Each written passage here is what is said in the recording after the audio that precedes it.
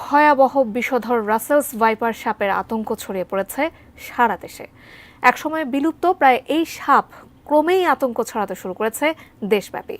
বরেন্দ্র এলাকা ছেড়ে এই সাপের দেখা মিলছে বরিশাল, পটুয়াখালী, চাঁদপুর, এমনকি ঢাকার আশপাশেও। সম্প্রতি এই সাপ তার চরিত্র পাল্টে আরও ভয়ঙ্কর হয়ে উঠেছে।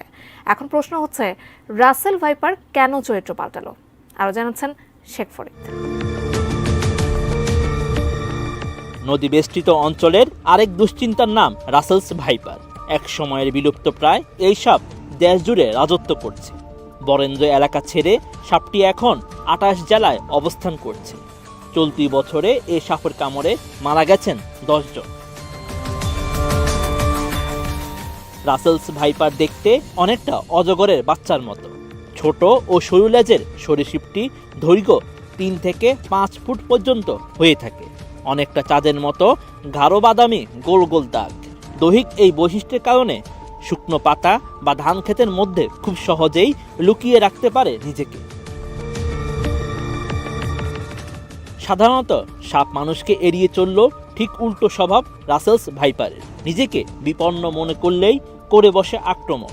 এক্ষেত্রে এটি এত ক্ষিপ্র যে ১ সেকেন্ডের ১৬ ভাগের ১ ভাগ সময়ে শেষ করতে পারে পুরো প্রক্রিয়া।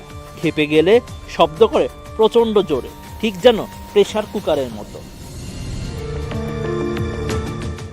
রাসেলস ভাইপারের বিষ হেমাটোটক্সিক, যার কারণে ছোবল দিলে আক্রান্ত স্থানে পচন ধরে।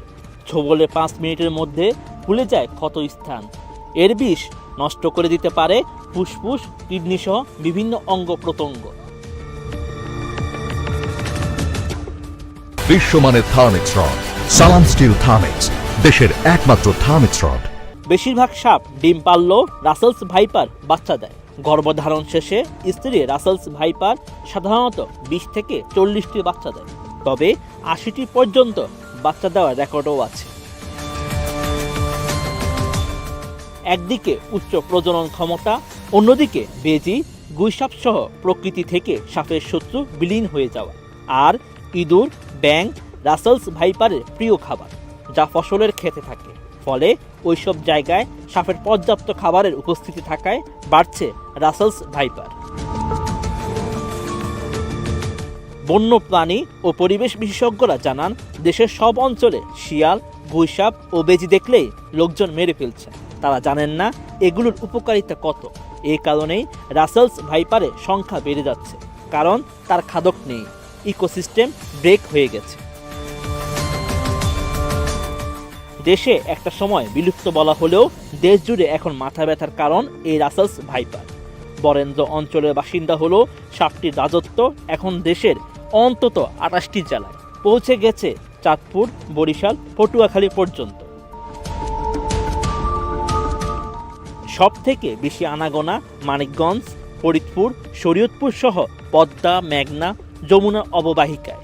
যাচ্ছ বলে চলতি বছর এরই মধ্যে মারা গেছেন অন্তত ১০ জন, যাদের অধিকাংশই কৃষক এবং জেলে। এছাড়া দেশে বছরে ৪ লাখেরও বেশি মানুষকে সাপে কাটে, যার মধ্যে ৭,০০০-এর বেশি মানুষের মৃত্যু হয়। Sheikh Farid, ATN news.